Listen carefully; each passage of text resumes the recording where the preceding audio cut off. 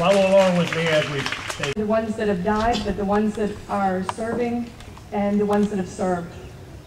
After reading poetry for several hours, there's one poem that really stood out and seemed fitting for today. It's titled My Fallen Brother by James Frazier.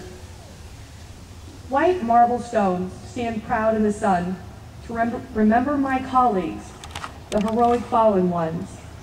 Many a battle, many a campaign. Some did return, for some never the same.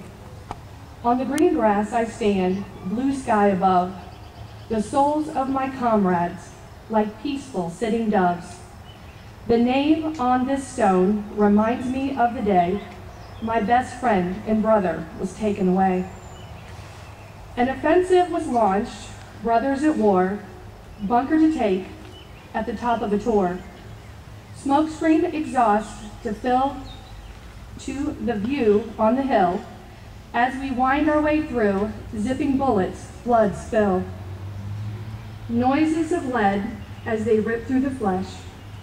As it hit the barbed wire, now a scarlet stained mesh. Objective in sight as we approach our aim, as I hear the groan of the injured, many dead, maimed. Grenade pin pulled, bunker window we lob. Hands sweating, how many lives will we rob? Explosion flash, shouts of pain, as the smoke lifts on this bloody terrain. We enter the bunker to witness our task. The enemy lie destroyed, faces grimace, death mask. I turn to my brother to signal it's safe, as a shot rings out in this theater place. He stands still for a moment, eyes glazing and cold. The death of my sibling at 19 years old.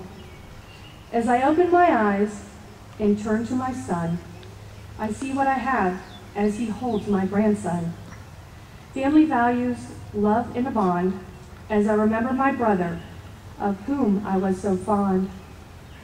I proudly walk past, salute as I go, the white stone standing proud, peaceful doves in a row.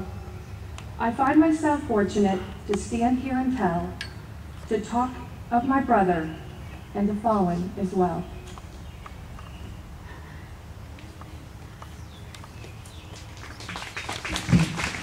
Thank you, Madam Mayor. My next guest was born and raised in Willard. Jim Loudon was drafted into the United States Army in 1967. He was honorably discharged in '69 as a sergeant in the Military Police Corps. After a brief time in law enforcement, he was employed for 3 decades in the rail industry, retired in 2001 as an executive officer of a European rail carrier. In retirement, Jim has devoted effort to giving back through community service with the American Legion, the 48, and several other service organizations. He demonstrates a particular passion toward advocating for veterans, especially the homeless and POW MIAs. He came out of retirement in 2016 and is currently serving as Willard City Manager and is proud to call Willard home. He and his wife Judy recently moved back to Willard and are the parents of 3 adult daughters. I would like to present you Jim Loudon, our guest speaker for this ceremony.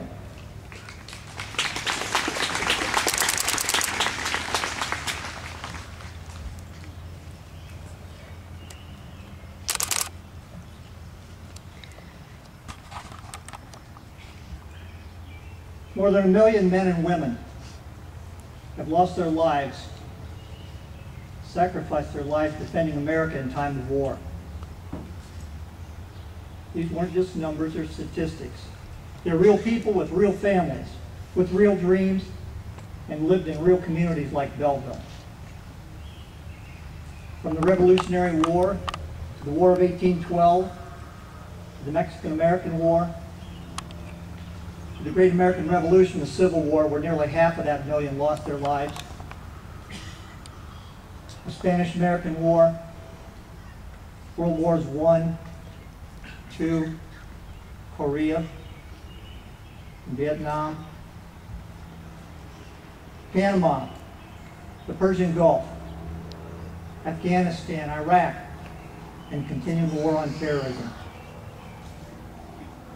Our young people have left us, and we're here to honor that sacrifice. As I was walking your cemetery early this morning, I was amazed.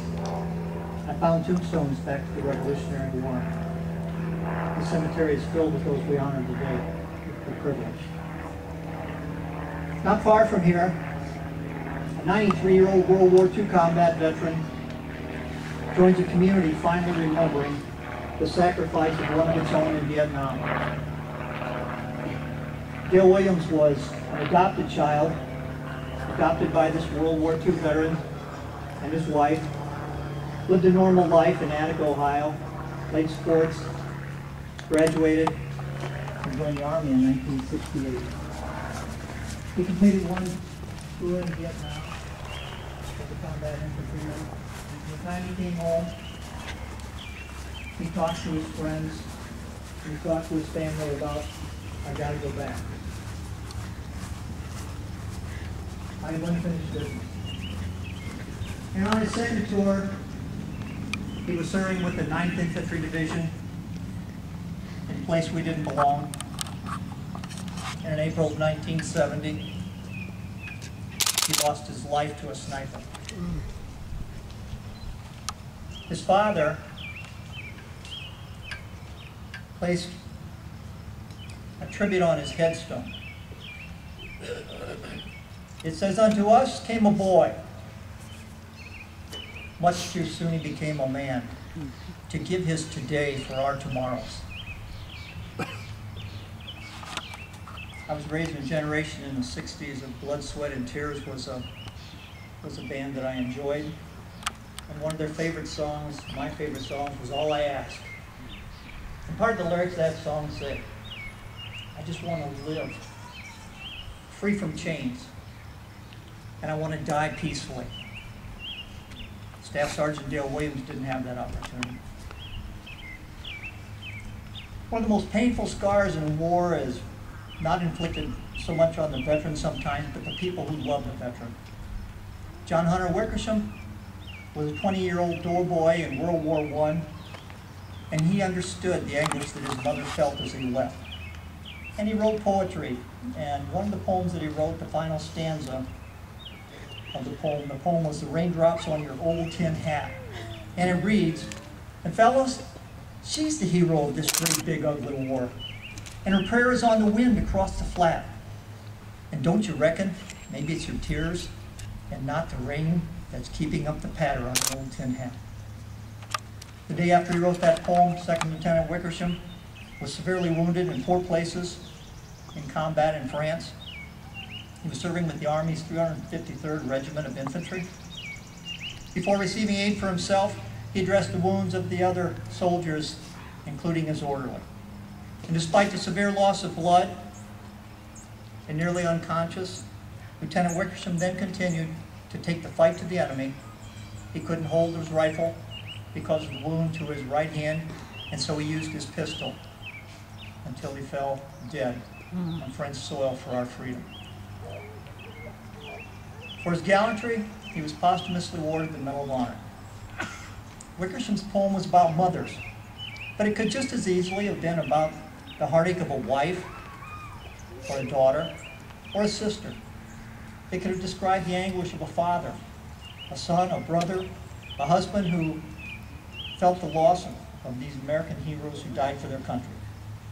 Lieutenant Wickersham made the supreme sacrifice 100 years ago when we entered World War I. It was to be the war that ended all wars. Sadly, it wasn't.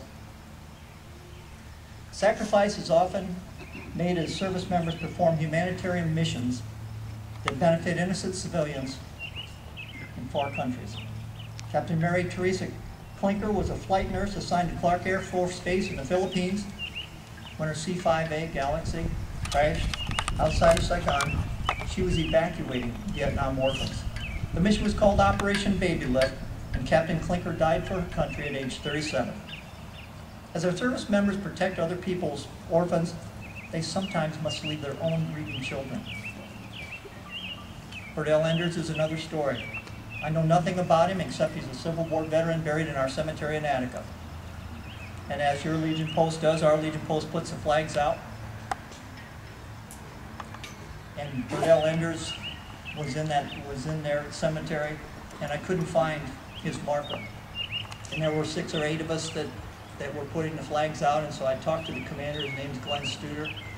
I said, "Commander, I can't find Burdell Enders." And he called the other 5 and he said, "Come on, boys. We owe it to them to find Burdell Enders." Miles Eckert you may have heard about. Our Sons of the American Legion 5th District Honor.